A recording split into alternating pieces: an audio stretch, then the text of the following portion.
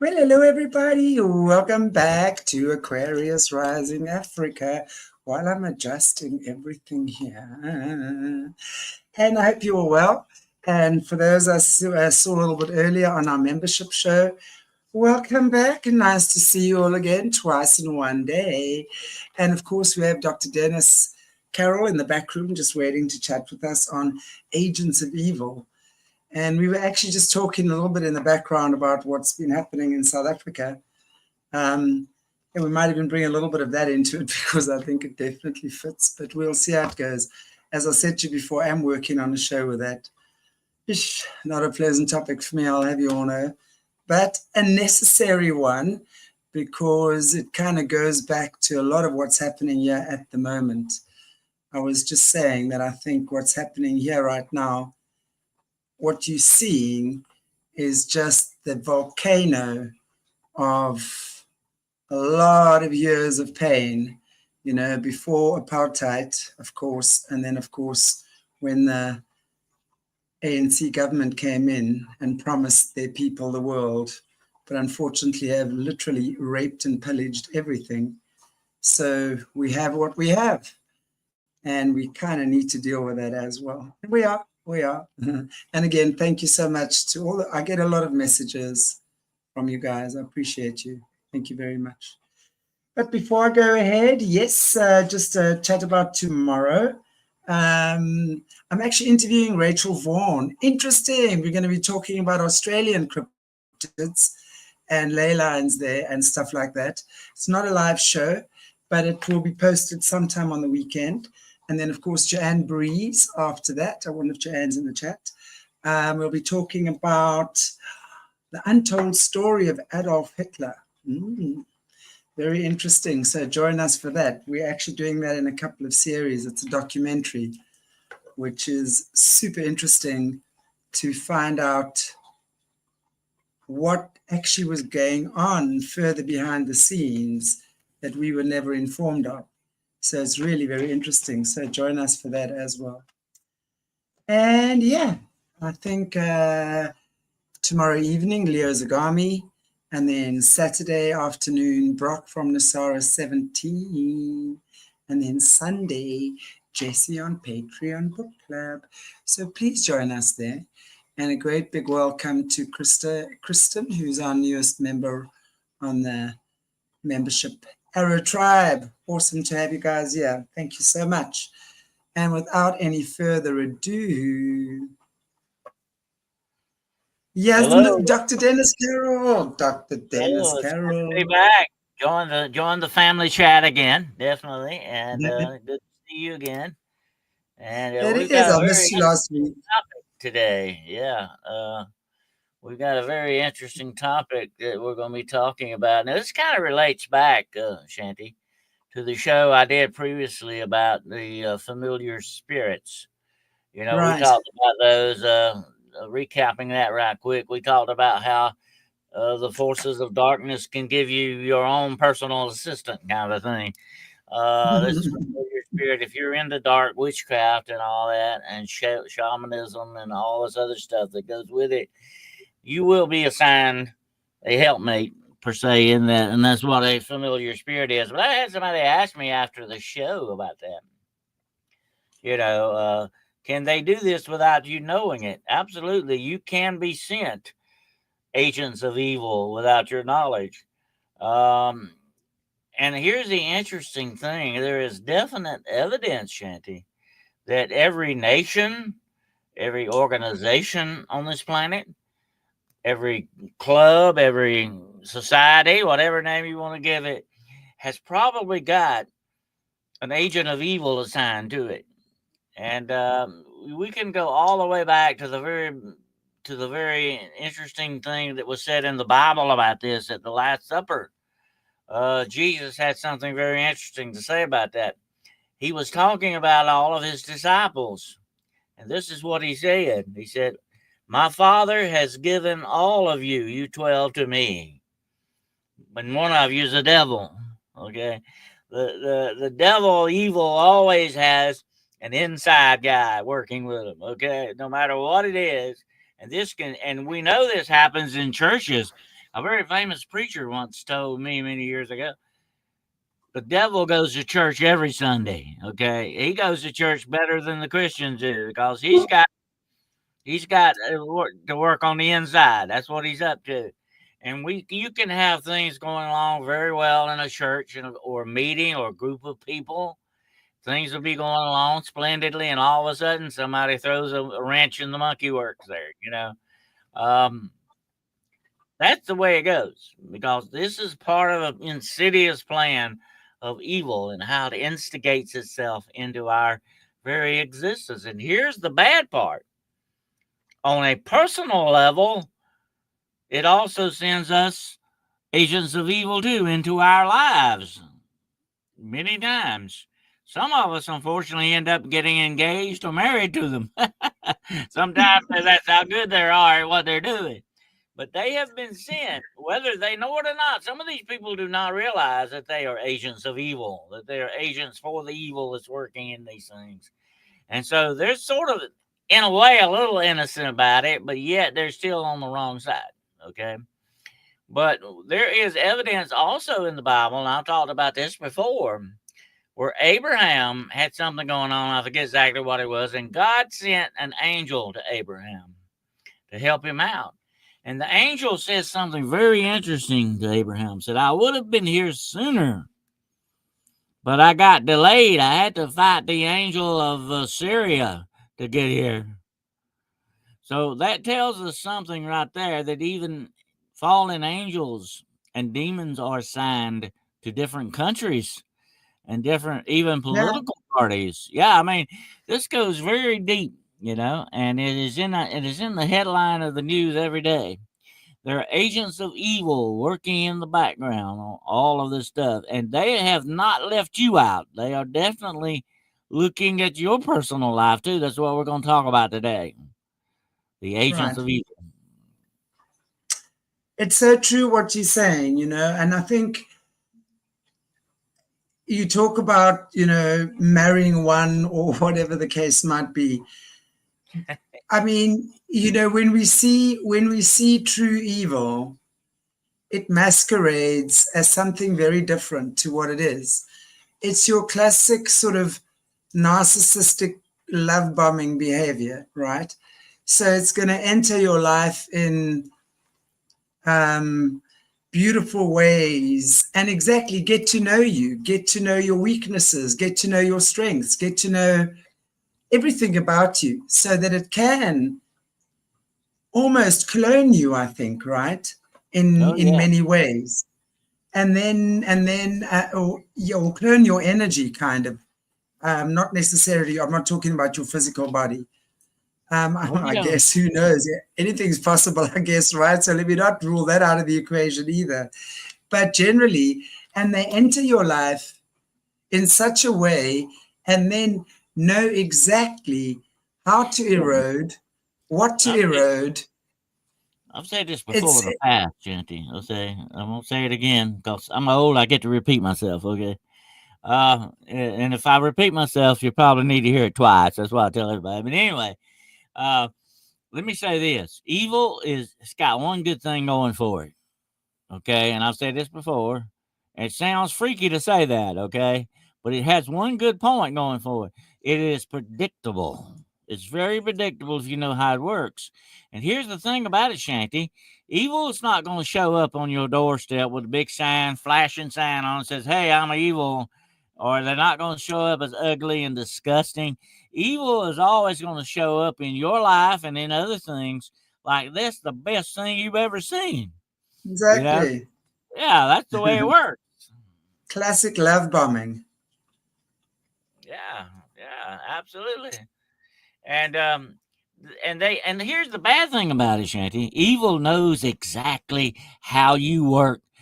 It knows exactly what buttons to push on you. Mhm. Okay, that's just the way it operates, and that's what makes it so downright deadly and dangerous in this aspect because it knows you better than you know your own self in many ways. That's just strength. That's the weapon that he uses against us. And when it sends people into our lives, it may not even be a love interest, okay?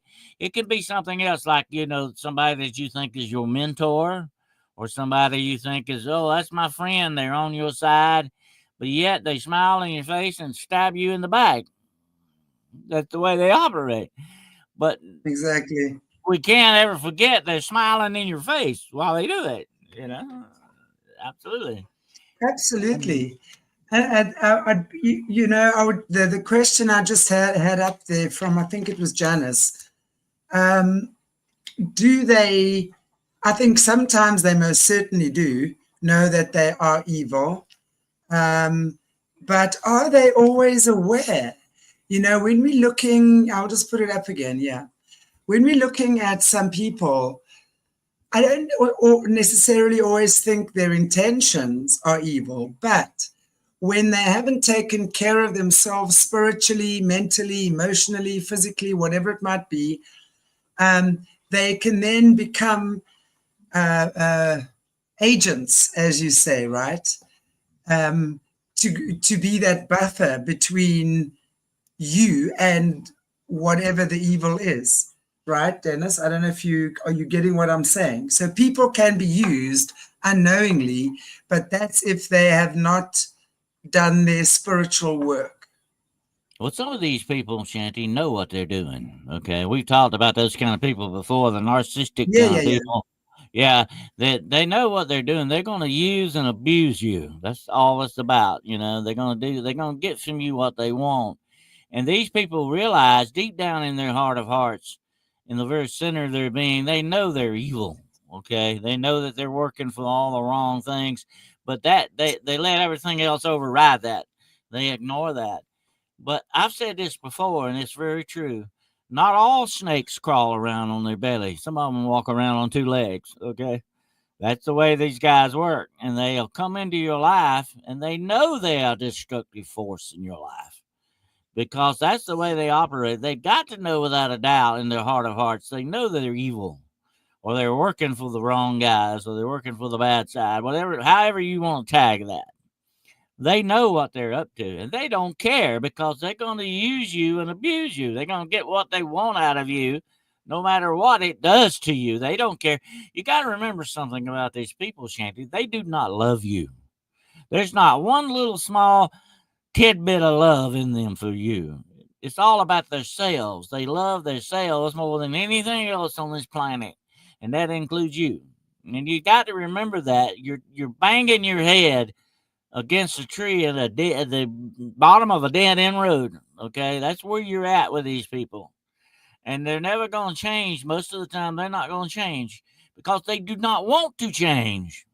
Let me put it this way: if you come to me today and say, Dennis, you really hurt my feelings. You really hurt me. You did something to me, whatever it might be, and I'm really hurt about it, And if I honestly say, well, Shanny, I'm sorry. I did not mean to do that.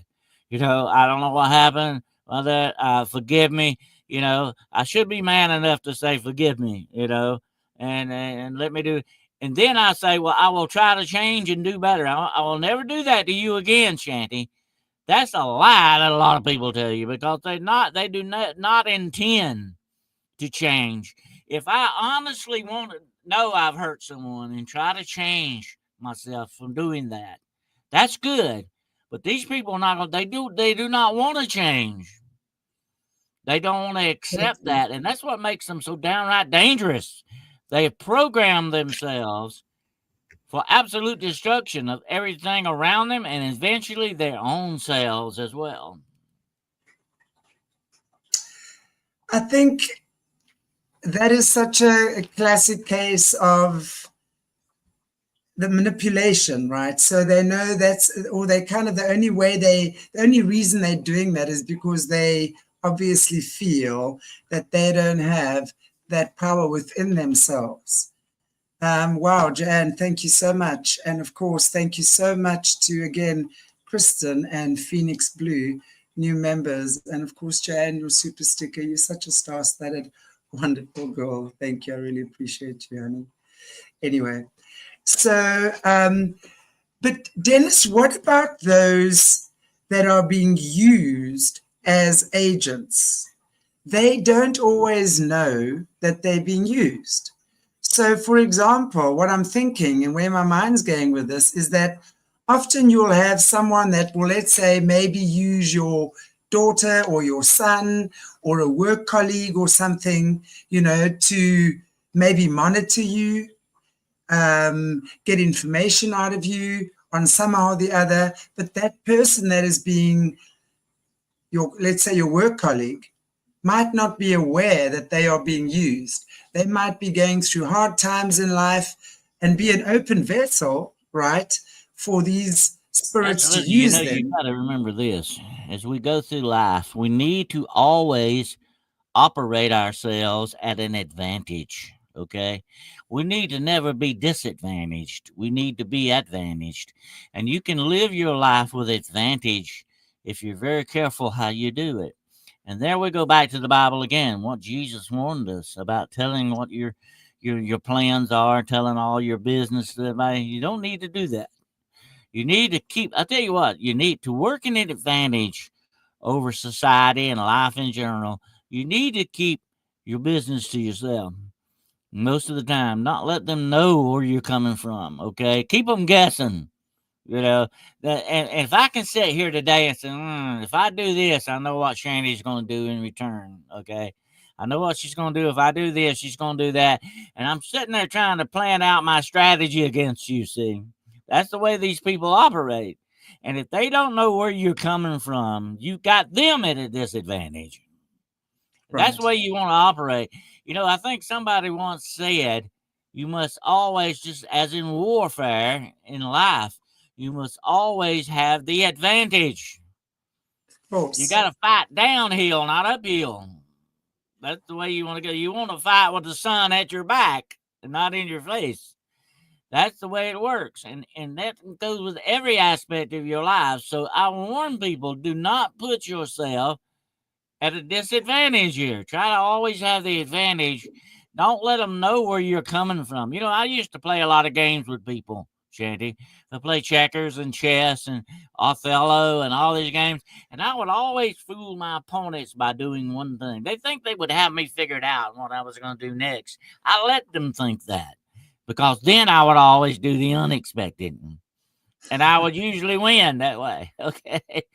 Because that's the Exactly. way, that's the lesson we need to apply to life in general, and dealing with these kind of people especially. That's why Jesus said, don't let your plans be known. What you're going to do, keep it to yourself, because somebody's always watching and listening, okay? And these people that don't like you are definitely going to want to screw you up. If they find out this information, they're going to use it against you. Do not give your enemies ammunition. Yeah. That's the wrong thing to do. If they shooting arrows at you, don't give them the arrows to do it with. Okay? Take the arrows away from them. Don't let them do that to you. So the best thing to do is operate an advantage. Play your cards close to your chest. Okay? Don't let them see what you're up to. That's gonna help you, and it's gonna keep your enemy from winning. But we've got to remember that's very important. We want to fight downhill with the sun at our back. Absolutely. Dennis, I think regarding the question, Tammy's just popped up here. And thank you, Colleen. I appreciate your comment there. You are all welcome, and we are just one big family here. Can we maybe chat about the monitoring spirits again? Because they do seem very similar to what we're talking about as agents of evil here. So we understand how the monitoring spirits operate, but what would be the difference? Can you give me a real life example of the difference between the monitoring spirit that is obviously not of a higher vibration, that wants to sneak and peek all around your business, and an agent of evil? Is it the same thing? Absolutely. Let me give you a quick example. If I walk up to an apple tree and it's got nice apples on it, no worms in it or anything like that, it's nice fruit, and I take and I bite it and I eat it, okay, that's a good thing.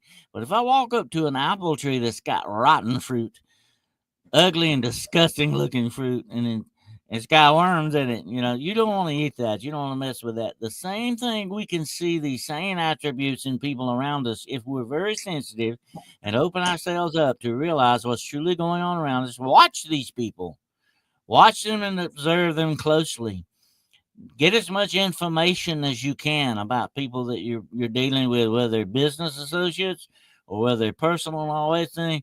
That is another thing to your advantage. The more knowledge you have over whatever the situation is, the more of the advantage you have to push. Okay.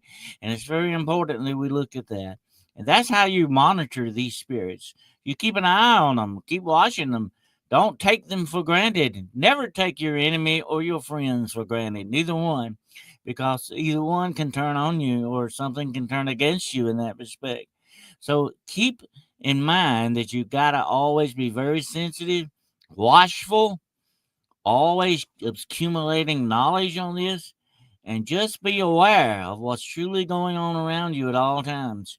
And here's the bad thing Absolutely. about it, okay? We've got to remember this. Although we may love and want to trust people, we never can truly ever completely 100% trust anybody, because guess what? Bad news. They're humans. Okay. And they can't be trusted. I'm sorry, but that's just the way it goes. Even our creator knows that we can't be trusted. Okay. So you've got to be always, never, ever let your guard down completely. Okay. Uh, Here's what I said. There used to be an old saying: when you walk through life, be nice and friendly to everyone, but always keep a hand on your sword. Right. You never know when you might need it. Absolutely. And there are times where you need it, that's for sure. Um, but we have to use it with discernment, right? Yeah. Very interesting. Let Yeah, me but just see it's, here. it's it's not just accumulating the knowledge. Definitely not. That's part of it. But you got to be aware too of what's going on around you and how these people are dealing. If I see you really treating somebody else bad, or talking about somebody behind their back, or whatever it is that you're doing, and I can say, I can apply that. Well, you probably say and do that about me, when I'm not around. That's pretty obvious, when you run into somebody like that, and you do have the knowledge on them, you need to apply that knowledge. It's like my teacher used to Absolutely. tell me: now you've learned this, now you must apply it. Once you learn the knowledge, you got to use that knowledge, or it's not going to help you. It's one thing to accumulate knowledge, it's another thing to use it. Or as Theodore Roosevelt once said, it's one thing to know what's right, it's another thing to do it. You know, Exactly. yeah, It's called walking the talk, right? And I have to say, I so agree. A couple of people have spoken about discernment. And really, especially in these times, we say over and over on this channel, and including Dennis, with our conversations we have, and many other conversations we have, discernment is probably the most, in fact, not probably, is the most important spiritual tool or key that absolutely, we that absolutely. we need right now. You can pray for And discernment. It is a yes, but gift a lot of times that God gives us, this discernment, Shanty. We've talked about that a lot of times before. It is a gift you can be given, but we all have a certain amount of discernment that's already given to us. Okay, God can give you more if you ask for it, but we already have discernment if we use our brains and our minds the right way. We can exercise that discernment. It's just like a muscle, If you don't exercise, you do yoga a lot, okay? If you quit using your legs, you're not going to be able to walk, okay? You got to keep the muscles going. You got to keep them toned the way they need to be. If you don't, you will lose them. And discernment is the same way. We need to always be working on our discernment.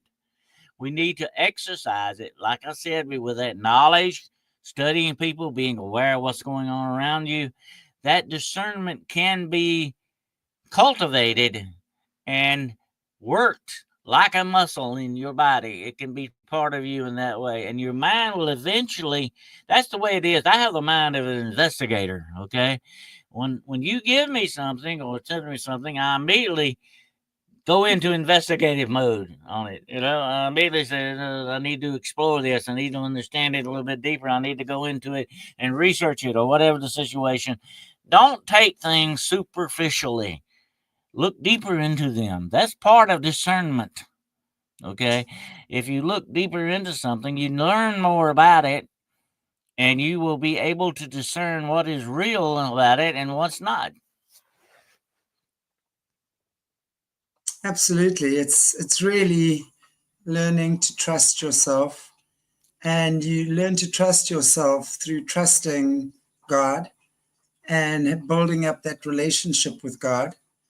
And through trusting that relationship, the next gift or step is that of spiritual discernment, so that we are able to discern when someone is trying to con us or not, or lure us into something or not. And of course, sometimes we're going to stumble and fall when we're learning about new things. But the trick is we've just got to get up and keep going. It's like, as a farm girl, my dad used to ride horses. And every time I fell off that horse, my dad says, "You get back on that horse. You were Yeah. never allowed to not get back on the horse." And I want to tell you, Dennis, that has probably been, if I look back on my life, probably one of the most valuable gifts my father ever gave me. He gave me many, but because that really teaches you tenacity. It teaches you not to give up. It Oh, teaches yeah. you, and of course, if you really get hurt or you broke a leg or something, you're not going to get back on the horse. Okay, that's fine. You put your sword down when you need to. But it really is about understanding. It's about getting up and doing it again, taking a breath, starting again. Okay, there you go. After 2 or 3 rounds, you get it.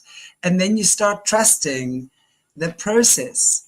And then you don't have to be falling off and wobbling around anymore. It takes practice, and it takes time, and it's It can continuity, it can be a little consistency. bit about trusting the horse, but you learn to trust yourself too. That's the major lesson you get out of something like that. And listen, your father was right. If you don't get back on the horse, you'll never learn how to ride it. Okay, that's just the way that goes, and that's the way we got to understand life. But when it comes to dealing with people, we got to watch them very closely, and many times, especially people who come into our lives. And here's something I gotta say too. We got to remember this part of discernment is that built-in spiritual barometer I've talked about before that our creator has put inside of all of us. Okay. If something does not feel right, folks, go with that. Okay. Because it's trying your gut, your instinct, that built-in spiritual barometer is trying to tell you something. Okay. Don't ignore it. Listen to it.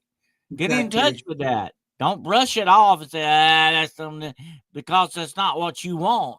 You need to start paying more attention to yourself and the inner part of you, what it's saying and talking and trying to teach you.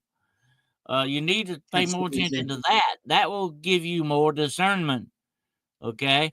So what if you make a mistake? At least you'll be alive to say you did make a mistake. At least you'll be on the horse. You'll be riding it. You won't be sitting on the ground wondering what happened here. Even if you make a mistake in that and you find out you're wrong, learn from that and go on. You know, learn from Exactly. that, and you got to keep learning, folks. You got to keep growing spiritually. You know, you got to do this. You got to cultivate that. Just like you plow a garden first before you plant.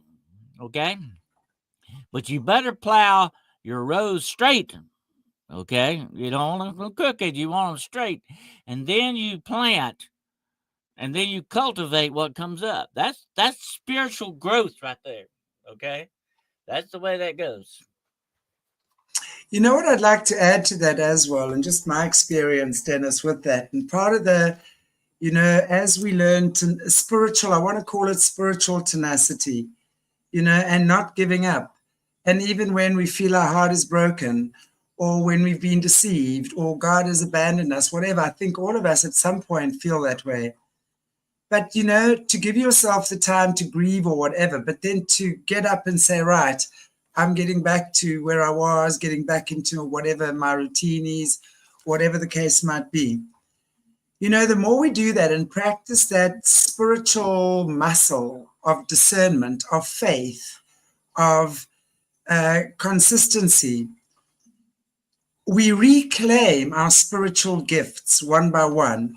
And it's like, for me, it's been, if I, and it's not all the time, because my prayer to God is always, show me what I need to see.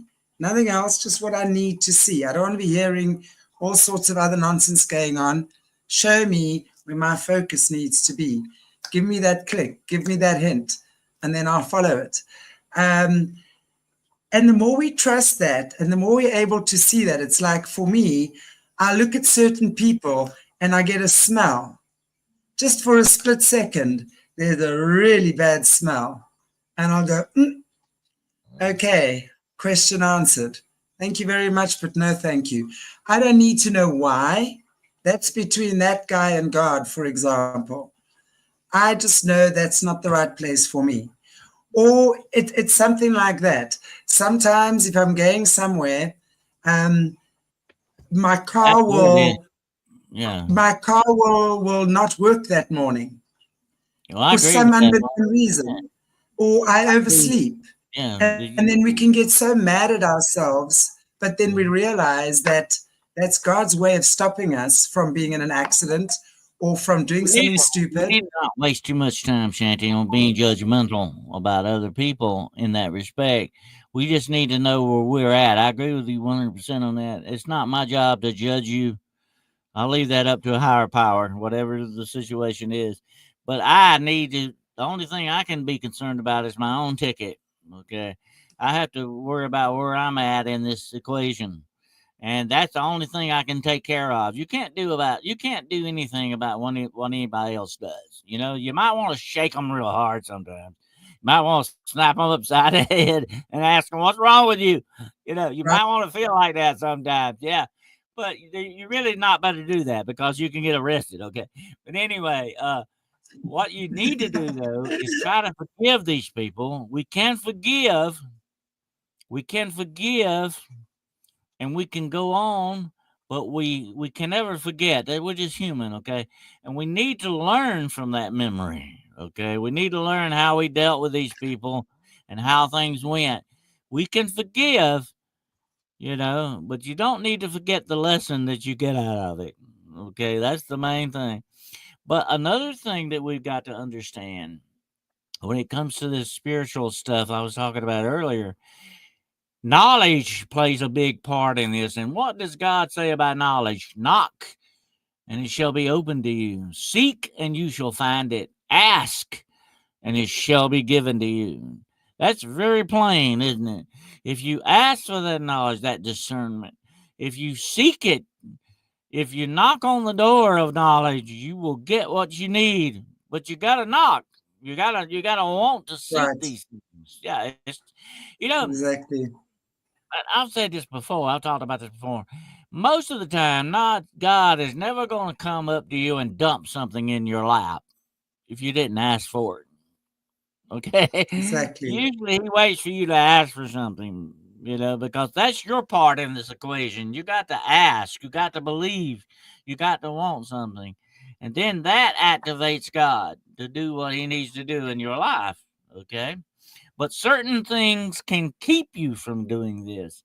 And forgiveness is one of them. If you don't forgive people for when they do things to you, Right. and you get stuck right there on that part, you can't move forward anymore. You're stuck. It's a Absolutely. sticky situation. You're stuck, and you're not forgiving them. You're not putting it behind you. You're not moving on. You're just stuck right there. Well, that doesn't help anybody, and it's certainly not helping you.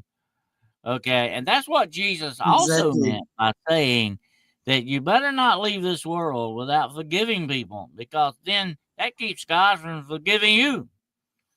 You're putting a stop guard in there. You're keeping him from doing things, and that applies to a lot of things. If we get stuck on this stuff and obsess about it, and it keeps us from growing spiritually, not only just in ourselves, but with our relationship with God. That's another important factor in this. Anything that keeps you from having that or impedes it in any way or keeps you from doing what needs to be done, you need to examine that, folks. You need to say, hey, what am I doing wrong? I'm not worried about what somebody else is doing wrong. Right, But I'm Dennis. worried I'm doing this wrong. That's what we need to look at ourselves for. Definitely. Yeah. It's so true. When we look at our own shortcomings, and we realize then how many shortcomings we ourselves have, it's so much better and healthier to look at changing that, to look at seeing why we getting stuck, why we get angry, why we keep attracting certain things continuously. You're the common denominator in your life. If you keep losing your job and yet you keep blaming your boss, I mean, hello, there's something, possibly it's not the boss, might be something that you need to look at. Oh These yeah. are things. It starts with these little things that Mhm. we start needing to take care of. It's very true. Well, it's And I like it's just like, let me give you an example. Okay. Let's just say I watch you brushing your hair, Shanty, and I don't like the way you do that. Okay. It really bugs me the way you brush your hair. Okay. The problem's not with you. The problem's with me. Okay. You better brush your hair. That's your business. Okay. But the problem is me. Why do I have a problem with that? That's what I need to look at. Not why you're brushing your hair that way. That's your business. I need to look at why I'm having a problem with that. That's what exactly, Johnny Depp said in the Pirates of the Caribbean. I always like that. He said the problem is not the problem. The problem is the problem you got with the problem. exactly. It's Yeah. so true. It's so true. It's so true.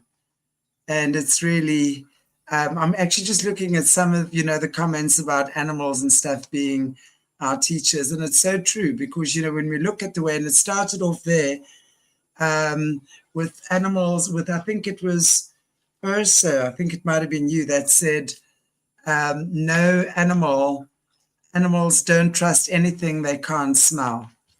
And it's so true. You know, Oh yeah. we've been given these senses. And I mean, if you look at, I mean, Dennis, I don't know I'm sure it must be the same there with you guys in the police force. The guys, yeah, I mean, well, in my day, I don't know what happens now in the police force. Anything is possible with where we're at. But I'm talking about when I was young and I had friends and people that were going into police force. They were given intensive training on gut instinct.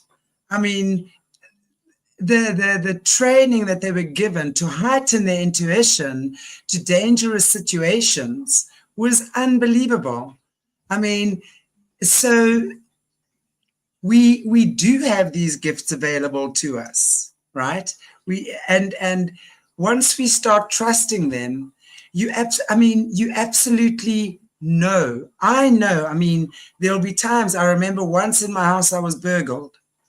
I came back from wherever I was. I walked into the door, and the smell, I knew someone who was not welcome was there or had been there.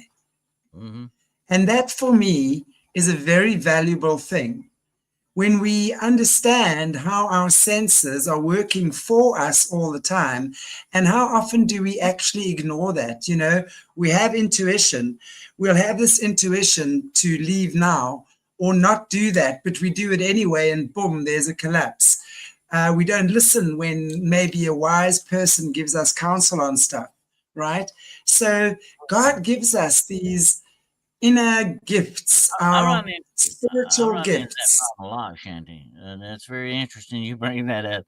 I run into that problem a lot. People ask me for advice and never take it. Why do you ask me for advice to begin with if you're not going to take it? You already made your mind up to do what you're going to do. Why are you going around asking for advice?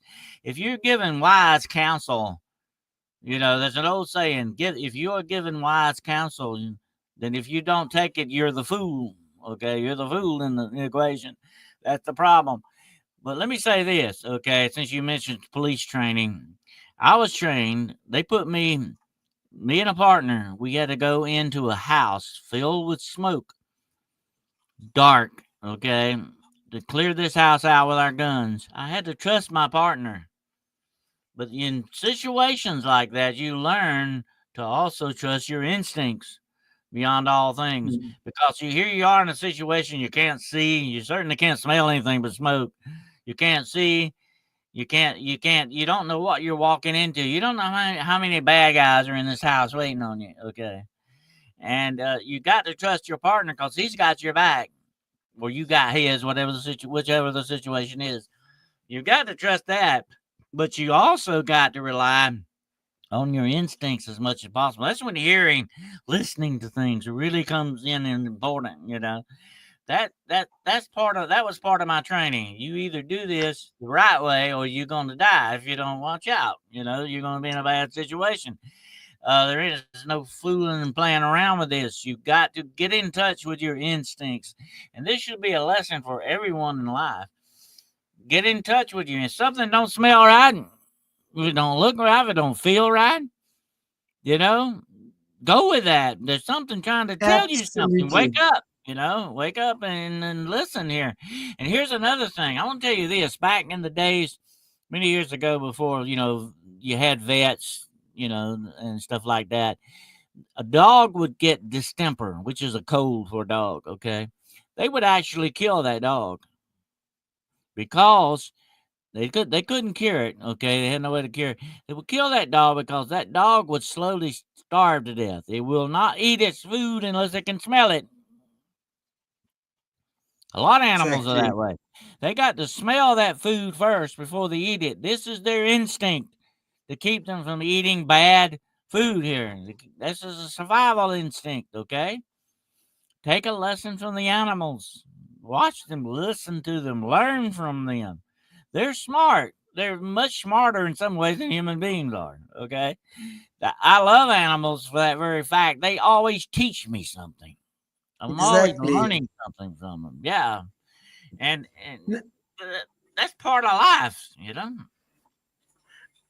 I just want to add to that as well. And I know that there are many people here that are not fans of yoga.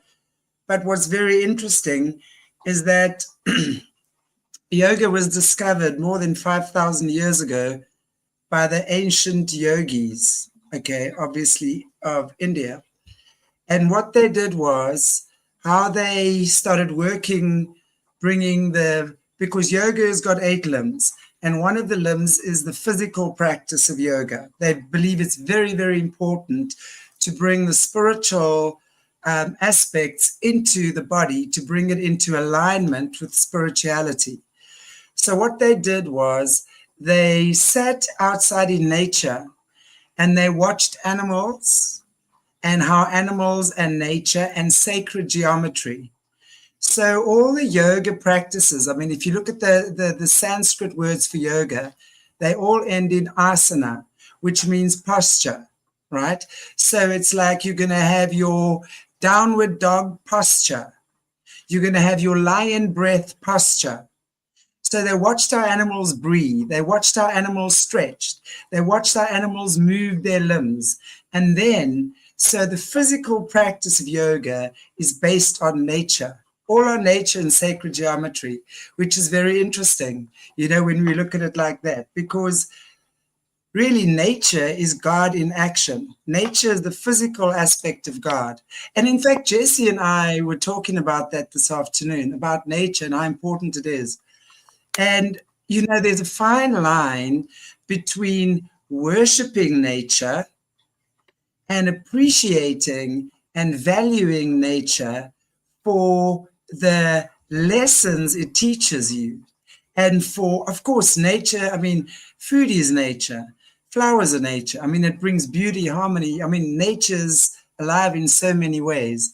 But there is a difference between worshiping nature, right, and appreciating and valuing the lessons and the gifts that nature brings us. So it's amazing when we understand also, and what they understood as well is like when an animal was in danger, it would immediately it smell, right? It would smell. First thing is the smell, which would activate the ears and the third eye immediately. So the smell activated the sound and the perception of And I how see far it dogs do was. that a lot. Yeah. Yeah, Dogs do that which all is, the time. I see them doing that. Yeah. and that got them understanding the human chakras, how the chakras worked. So it's very important, we need to look at these things and understand that this stuff is really not Well, satanic yeah. in the way that Yoga we've been too. I taught. was taught long ago that the yoga was also a way of the body and the spirit blending together and connecting Yeah. together for the good of the whole system. Put it that way. And here's the interesting The, thing: they went and learned a lot of this from nature. I'm gonna tell you why we need to learn from nature, folks. We are part of nature. Okay.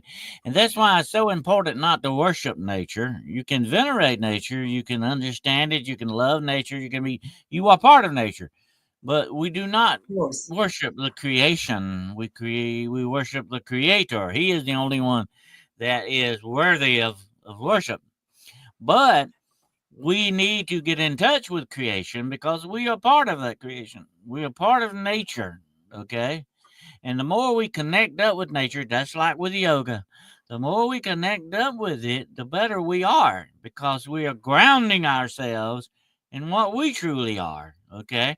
So that was Exactly. a perfect blend for you to be able to connect spiritually with your body and with your body to connect spiritually with you. That's what that's all about. Exactly. That's what these exercises, I think, without a doubt, are made for. Well, your body is the manifestation of your spirit. It is your spirit in physical form. So when we realize that your body is not just a meat suit, you have around 30 trillion cells in your body.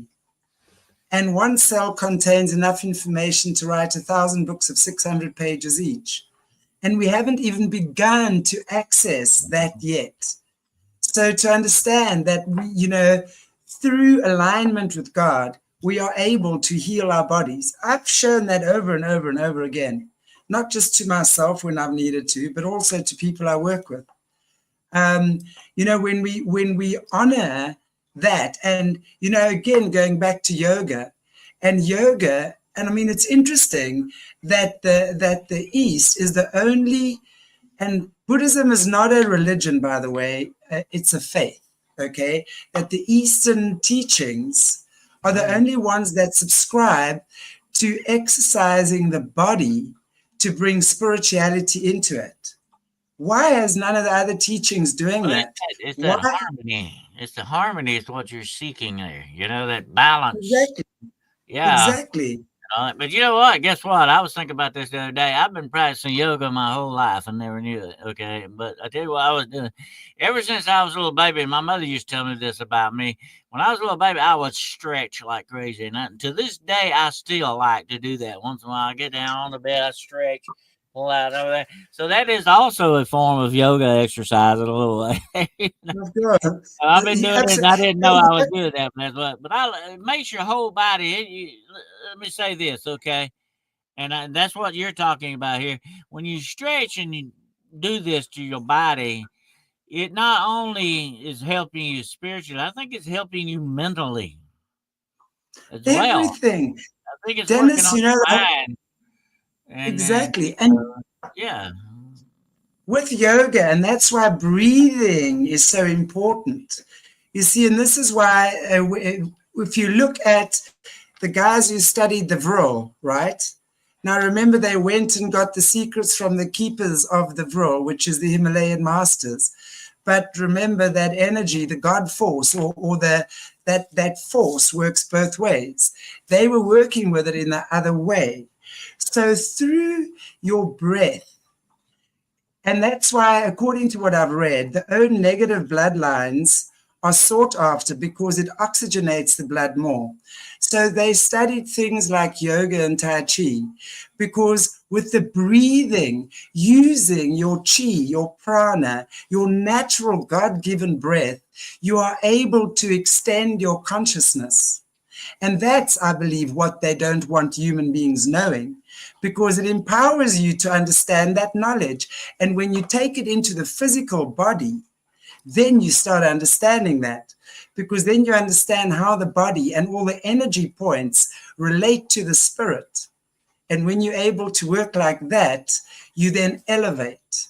Everything elevates. Everything. It's wonderful. I mean, it's very And interesting.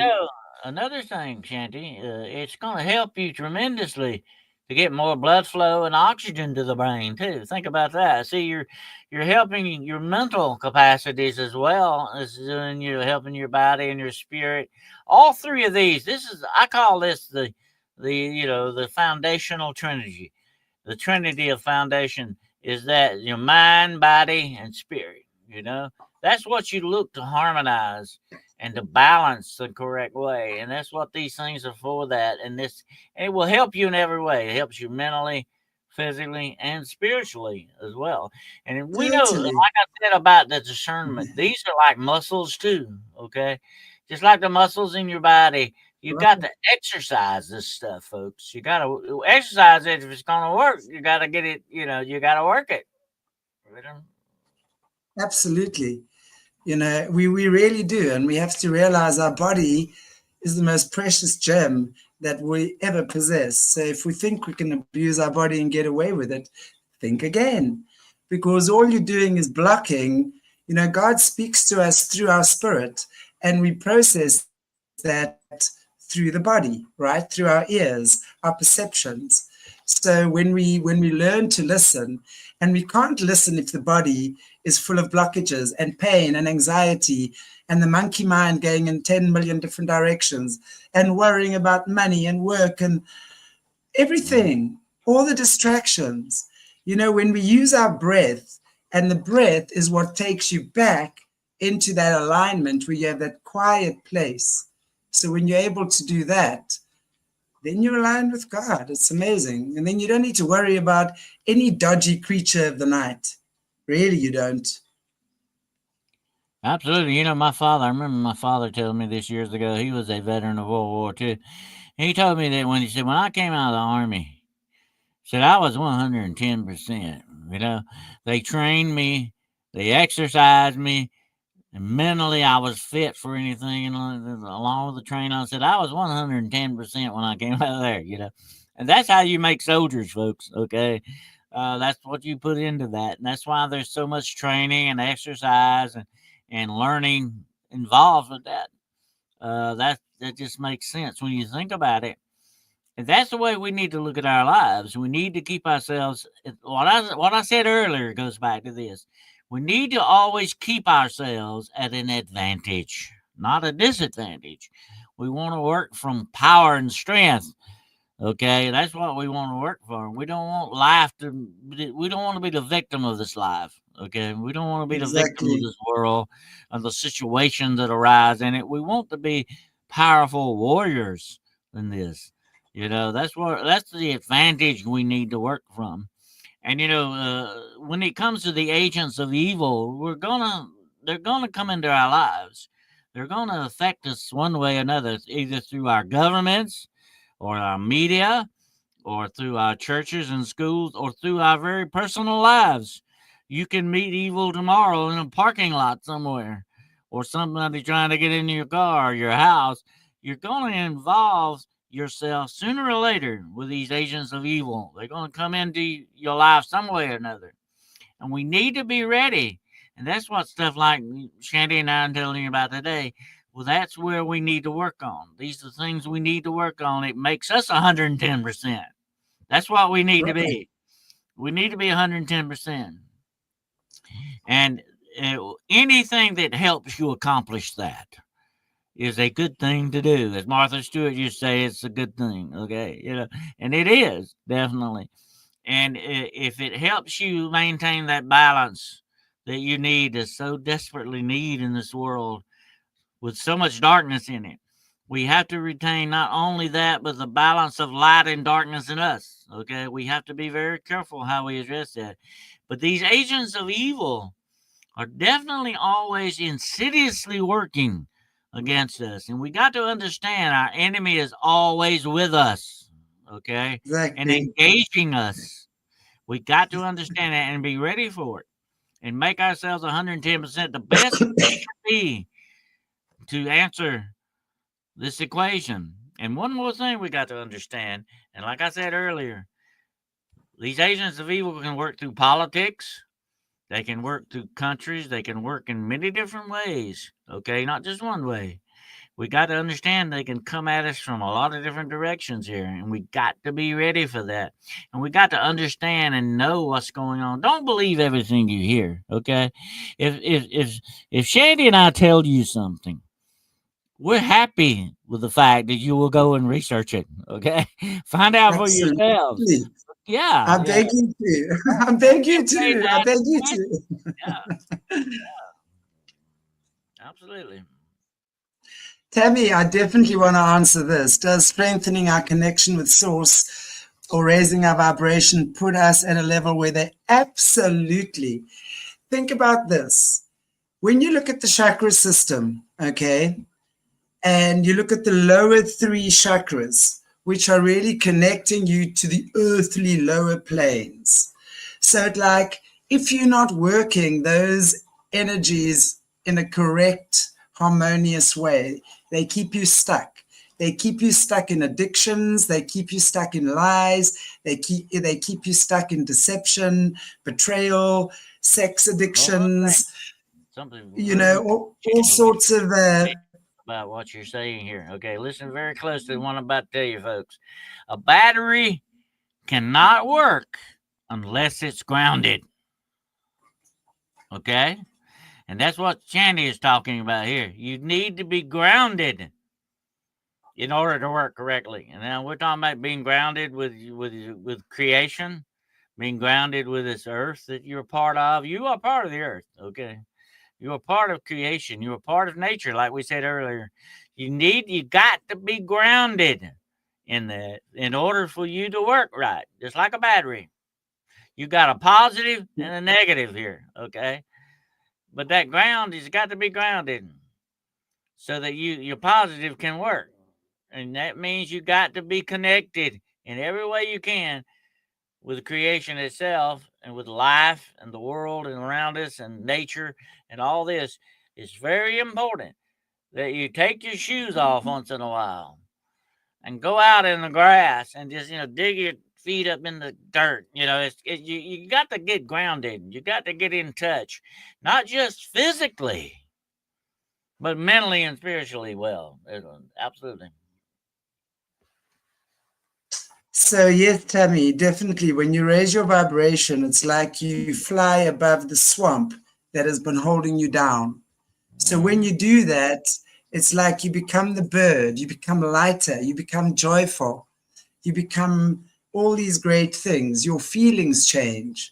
And in these things, you can imagine like the crocodile's mouth can't chomp at you anymore. You're above that. It can't touch you anymore. Your frequency is too light. So it's not necessarily that you're going to change your body or move to another planet, as we've been led to believe by some, but your frequency changes, and then the lower energies, the lower frequencies don't affect you anymore. They can throw all sorts of dodgy magic at you. They can give you death spells by the score. They can do what the hell they like. But you are divinely protected because you are of the frequency or vibration that they can't touch you. It's that simple. Life is a frequency thing. It's all about your frequency. Absolutely. That's what, I was just thinking about what Tesla said while you were saying that. If you want to know the secrets of the universe, you got to look at, frequency, vibration, and energy. That's very important. That's what all Absolutely. these things are connected with. And you're part of that equation, whether you realize it or not. You are part of that equation. You are part vibration and frequency and energy. That's where you're coming from. That's your basis. As a paranormal investigator over the many years I've done that, I have encountered several instances with absolute spiritual energy involved in it. Okay, and it's amazing to see. It is a force in nature and creation to see the spiritual energy that's there. And when I first encountered that, and it was very dramatic to me. I said, if this energy truly exists, and I have seen it, okay, then what else makes up this universe around us is also there. You have that comes home to you in different ways. When you see something like that, it really is true what they say. Seeing is believing. Okay, it really is. But Totally. when you encounter things like this and understand that that's part of the universe, there's nothing, it's not the woo, we call it the woo woo, stuff. It's not just Yeah, that, the spooky, mysterious stuff, but it's also interesting to note that this is sort of a universal law that's involved in this. It's part of the makeup of the very fabric of the universe around us. And that's another thing we don't need to lose sight of. Definitely how very big and how very broad this stuff goes.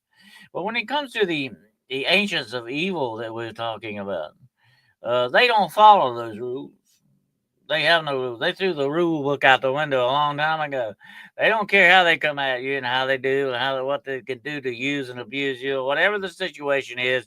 Control your mind, and that's what they're all about. Control. That's the bottom line on this. They want to control you against what you're doing or against the very rules of your own life. They try to get you to step outside this. That's what they talk about with the left hand path in dark witchcraft is all about. Do so whatever you will. It doesn't matter if you harm anybody or not. You do whatever you want to do. That's the way they look at this thing. And that's a very, very bad philosophy to have, folks. But that's what a lot of these agents of evil have working for them. They're going to do whatever they want, regardless of what the outcome is, or how many lives they destroy, how much pain they cause you, physically, mentally, and otherwise. They don't care. That's not what they're about. They're all focused on one thing, and eventually it is your destruction, whether they know it or not. That's what they're focusing on. And, that goes over into politics as well. You have a lot of forces in the political world today that are moving in this direction against people, against their lives, their very livelihoods, against the way they live. They don't care. They want to get what they want to get done. And it doesn't, if it kills your grandchild or your child or your animals, they don't care. It doesn't, that's part of the equation. It doesn't bother them. The bottom line for these people is they no longer act like true human beings should. They have lost that. They don't see you as mm, part of humanity, as a fellow human being, somebody that has pain or that can feel pain and emotional. They don't see you that way anymore. They yeah, dehumanize you. And that's where a lot of yeah. this politics is going today. They're dehumanizing us. They're turning us into numbers, people. Not people anymore, not fellow human beings. They're turning us into statistics and numbers to do what the evil they want to do. That's just how they work. And we got to watch out for Absolutely. this too. The agents of evil on a grand scale are working this way. And no matter how whatever your politics are, I'm not going to, get in a debate with you on that today. But whatever your politics are, you got to remember one thing, okay? Most of the time, these people are lying to you because they've got a secret agenda of what they want to do. They show you one thing. They show you one side of the coin, but they don't show you the other side. Okay, and we got to remember that they're not being honest with you. I'm gonna tell you one thing. The least basic thing is one fellow human being to another. I I respect you. I should respect you as a child of God. But you deserve above all things my honesty. If I'm not honest with you, then I'm definitely not respecting you. Okay. And if these people disrespect you, folks, they don't care about you. Okay. If you disrespect somebody, you really truly hate them in the end. You're not really being nice to these people. You're not good about when you disrespect somebody, you're saying very loudly, I don't care about you. I don't care what it does to you. I'm going to do what I want to do. And that's the way they look at it. That's their real, true, secret, hidden agenda. You know, Yeah, is the I fact is think they're going to hide it from you. They're not going to be. it's They're what not going to be honest. Maureen, sorry, Dennis. It's what Maureen was saying earlier. It's the do what thou wilt is not a good philosophy, because it talks about service to self, um, as opposed to service to others. You know, and it's important. It's equally as important. When we talk about service to self, again, there's a fine line, because service to self, in the terms that we're seeing the agents of evil operate, is really about self-gain and making sure your pockets aligned, etc.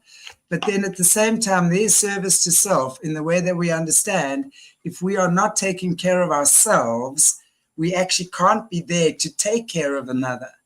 So it's very important for us as individuals to take care of our spirits, first of all, our emotions, our mental well-being, and our physical well-being. We have to look after our own space, our own being, in order to be of good service to another.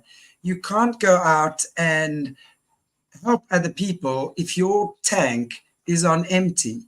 Your fuel tank has to be at least on full or half, okay? Preferably full. Well, in the Refill end, it every Andy, day. the only thing we can do anything about is ourselves.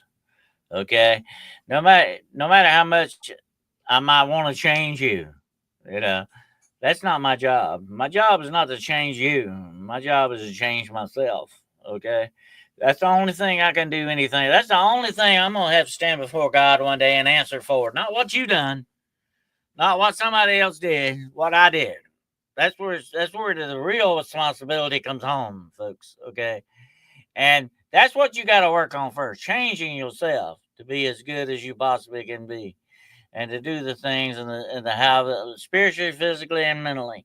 You need to work on these things to change yourself to be the 110% I talked about. That's what you need to be. Don't worry about somebody else's 110%. Okay, Jesus said this in the Bible, and it's very plainly. Okay, listen to what he said. He said, before you try to move the beam out of your brother's eye, you need to get it out of your eye first. Okay. Right? And that's the way it works. And that's what we got to work on. So I can't sit around Let us worrying all pray day. yourself. Well, what can I do to change Shanty the way I want her to be? I can't worry about that all day. What I lose focus on everything, and it's not going to help. It's not going to make Shanty happy, definitely.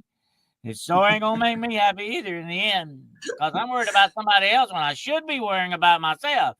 And as a police officer, I saw this happen many times. If there's a bad situation, when they start shooting, I had to run to it, not away from it. Okay, that was my job. Okay, Wow. but I had to do this carefully, very carefully to kind of, it's one, let me say this. We talk today a lot about fear. Fear is a bad thing. It is a weapon against us. We don't want to live in fear. We don't want to walk in fear, but there is a fine line between being scared and being cautious. You need to be cautious. And you need to be careful and cautious. That's not being scared, folks. That's being smart. Yeah, of course. Okay. Caution is smart. You need to. That's being smart. I mean, if you are venturing out anywhere, you need to obviously be cautious and take your precautions. But there again, there's that balance between too cautious, right? Holding back and being too scared to take the risk. And sometimes you just got to take that leap of faith, right? There's this beautiful saying that God says, come, my children, come to the edge, jump, you might just fly. So we know where that moment is. It's almost like we're pregnant with life, and it's a moment of going, yes, I'm doing it. I'm doing it. I'm doing it. That's a beautiful moment. And I like that. Thank you, Maureen. That's awesome. 111. Yeah, it's 2011. 2011, 8:11 at night. So wherever you are, you got 8 hours. I've got 8 hours on you, honey. But it's been a good 8 hours. I promise it's going to be good for you. The next 8 hours, we've paved the way nicely for you, right? Oh, lovely. Well, I think I want to just see. Is anything else that's popping? Yeah. Yeah, Colleen. I mean, it's true what you're saying. Yeah. Um, Fear is only bad when it prevents you from accomplishing things. Fear is a normal part of our soul's growth. Without healthy fear, we wouldn't have to drive. Absolutely. Fear is a good thing. Hey, and fear is good because that fear, if you're under danger or someone is sneaking up on you, that's what I think. Well, that's what I was meaning earlier on when I was talking about the police having this training. I mean, the hair on their neck stands on end type thing when they're in certain situations and they know, they can act on their instinct then, that type of thing. And it's a very healthy thing. Fear will take you out of a situation. Fear will, but again, it's exactly true. Don't get stuck in it, because then when you get stuck in it, you get toxic and you start moaning and groaning about everything in life and everything is bad. And you limit yourself so much. It's amazing what happens when we go into that downhill spiral. So, yeah. I have one example. Somebody asked about having an example about how to deal with agents of evil. I can best tell you about the time that a black warlock confronted me and put a death curse on me.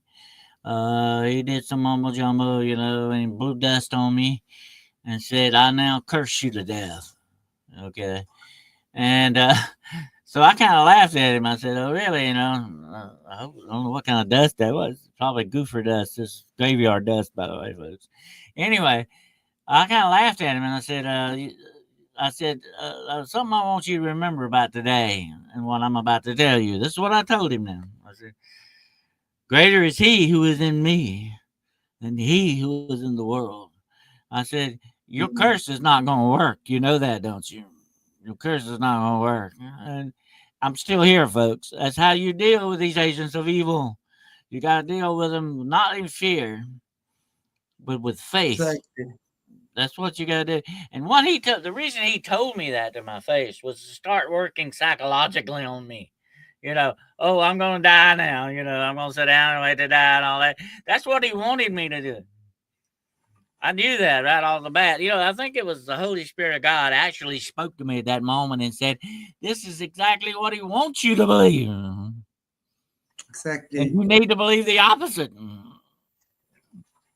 And that's Exactly. the way the agents of evil work. They want to get you to believe the wrong thing at the wrong time for all the wrong reasons. That's the way they operate. Just like It's this true. Black Warlock did that to me. He wanted to really screw me up this way and get me thinking about, oh, I'm going to die now and I'm going to sit down and wait for it. He was happy with the conclusion on that, but it didn't work out the way he wanted it to. I'm still here. And he didn't think I was going to laugh at him, you know? Okay. But I had Right. to. I'm sorry. I couldn't help myself. But that's the way these guys work.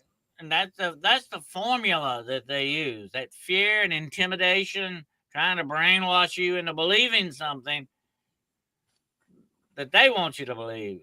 Don't fall for that trick, folks. Don't fall for it. It's an age-old trick. It started back in the Garden of Eden. It still works for them today. That's why they still use these things, okay? That's why I say evil is so predictable. Learn your enemy. Learn evil and what it can do. And then you will have an advantage over it.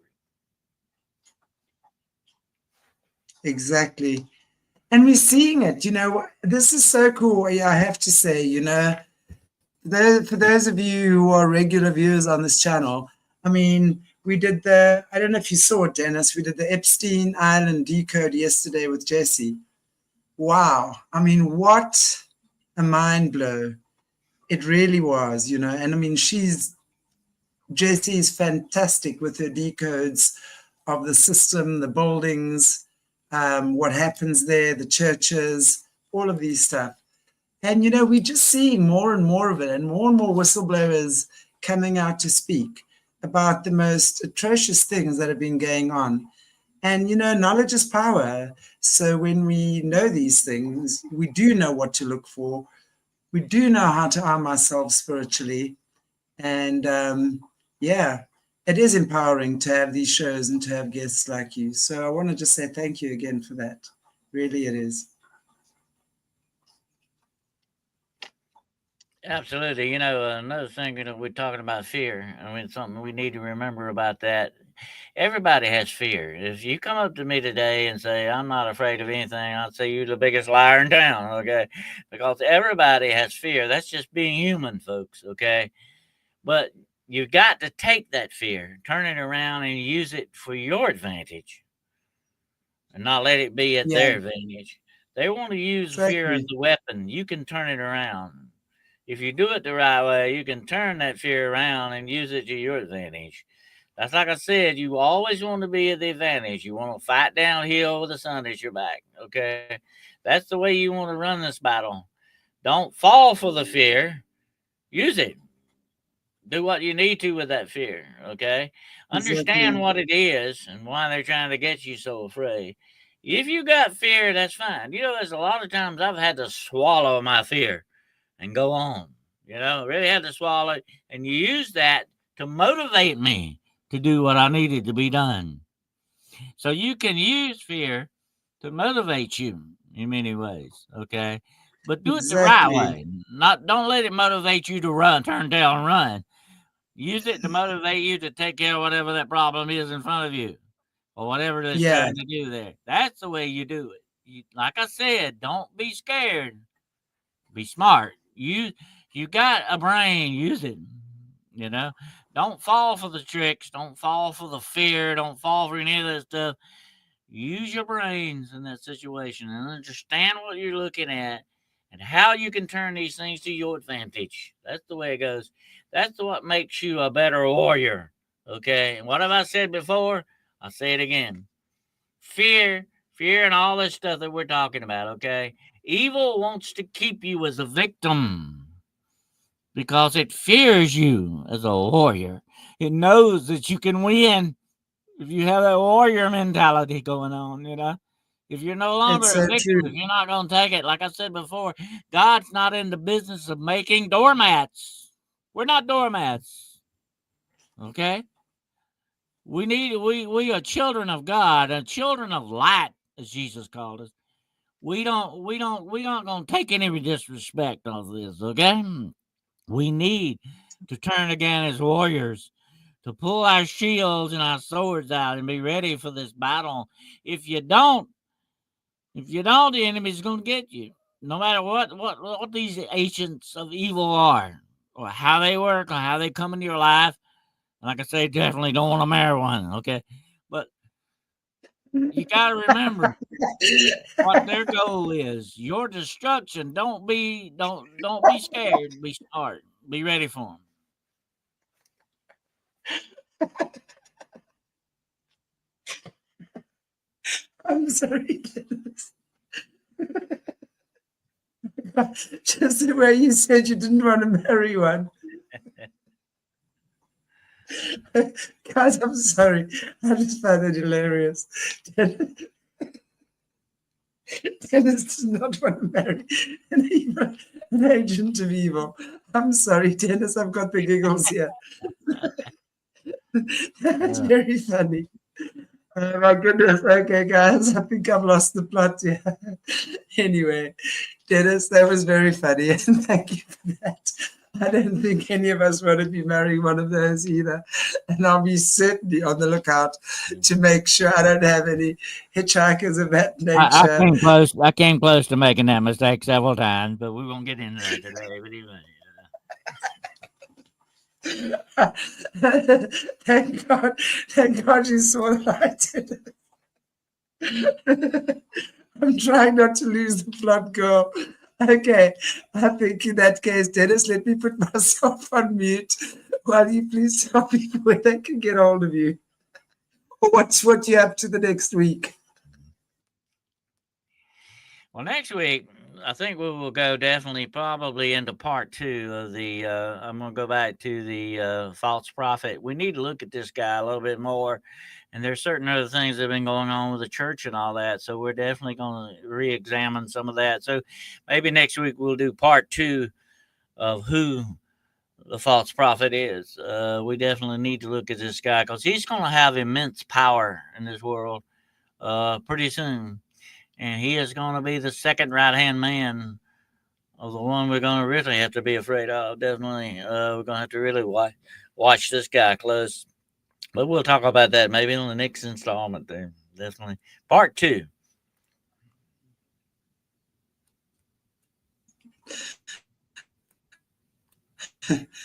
That'll be very cool. So we're doing next week part 2 of Who's the False Prophet? Yep. Dennis? Okay, cool. All right. Well, then I look forward to seeing you all next week with Dennis when we're going to be doing part 2 of the false prophet. I'm so glad you're laughing with me. We're Dennis, surrounded with all these women. None of us are agents of evil yet, Dennis. So you're in good company on the show, okay? We're just little angels, yeah. There you go. Dennis, would you like to, if there's anything you want to maybe end off with again and wrap up with, and then end off for us in prayer if you like? Shanty, as a minister, I've married a lot of people, okay? And sometimes I'm sitting there marrying them and I wonder if this is really going to be as a good thing I'm doing, you know. I've had to wonder about that sometimes.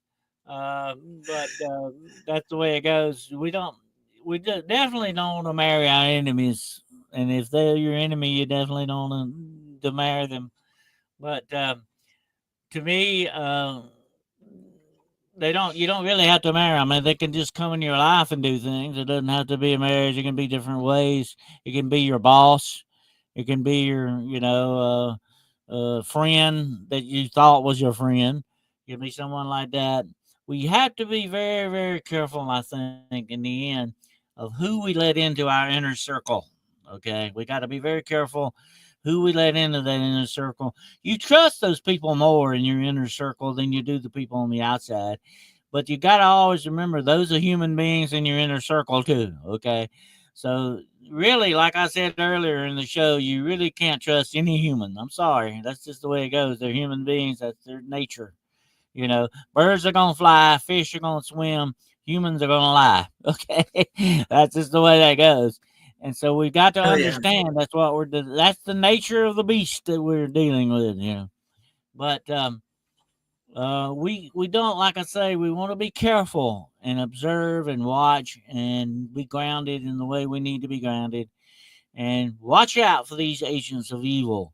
They're out there, a lot of them. But here's the good thing I always tell people: we got to always remember this too. There are more agents of good out there than they are of evil, a whole lot more. Right. And they are working to help us. We have agents of good on hand at everywhere we look. So we need to definitely hook up with them.